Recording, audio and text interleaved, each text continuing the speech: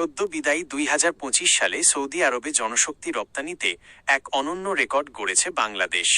জনশক্তি, কর্মসংস্থান ও প্রশিক্ষণ ব্যুরোর BMET তথ্য অনুযায়ী গত এক বছরে কোনো একটি একক দেশে সর্বোচ্চ সংখ্যক কর্মী পাঠানোর নতুন মাইল ফলক স্পর্শ করেছে বাংলাদেশ। এই অর্জনের মূল বিষয়গুলো নিচে তুলে ধরা হলো। রেকর্ড সংখ্যার পরিসংখ্যান। মোট কর্মী 2025 সালে মোট 7,50,967 জন কর্মী সৌদি আরবে গেছেন।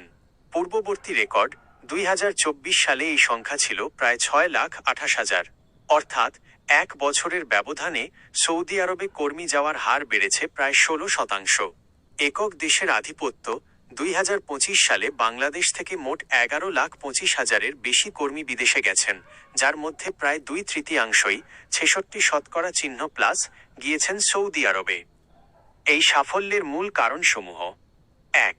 ভিশন 2030 সৌদি আরবের মেগা প্রকল্প এবং অবকাঠামো নির্মাণ খাতে বিপুল চাহিদার কারণে বাংলাদেশি কর্মীদের সুযোগ বেড়েছে। 2. স্কিল ভেরিফিকেশন প্রোগ্রাম দক্ষ কর্মী পাঠানোর লক্ষ্যে 2023 সালে চালু হওয়া এই কর্মসূচির মাধ্যমে বর্তমানে প্রতি মাসে প্রায় 60,000 কর্মীকে সৌদি অনুমোদিত 28টি সেন্টারের মাধ্যমে সার্টিফাই করা হচ্ছে। 3. নতুন কর্মসংস্থান চুক্তি 2024 সালের অক্টোবরে স্বাক্ষরিত চুক্তির ফলে কর্মীদের সুরক্ষা, বেতন ও স্বাস্থ্যসেবা নিশ্চিত হওয়ায় দেশটিতে যাওয়ার আগ্রহ বেড়েছে। বর্তমান অবস্থা ও সম্ভাবনা। রেমিট্যান্স। বর্তমানে সৌদি আরবে প্রায় 35 লাখ বাংলাদেশি কর্মরত আছেন, যারা বছরে প্রায় $5,500,000,000-এর বেশি রেমিট্যান্স পাঠাচ্ছেন। 2026 সালের লক্ষ্য।